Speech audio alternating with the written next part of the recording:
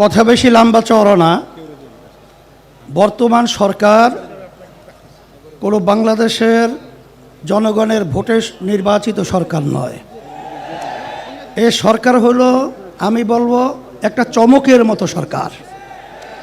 এই সরকারের কাছে আমরা উদাত্ত আহ্বান জানাবো যে যেহেতু একটা সুযোগ এসেছে, আপনারা একটা চমক দেখাবেন।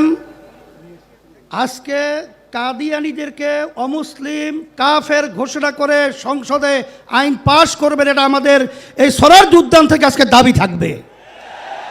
আর সাথে সাথে আমরা 53 বছর দেখেছি বারবার ওলামায়ে কেরাম এবং মুসলমান আমরা রাস্তায় এসেছি।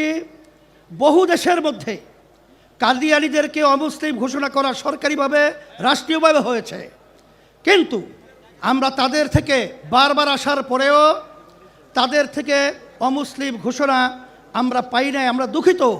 এর জন্য আমি সকলকে উদাত্ত আহ্বান জানাবো, 5ই আগস্টের পরে বাংলাদেশের ভিতরে ইসলামের উত্থানের একটা সুযোগ এসেছে।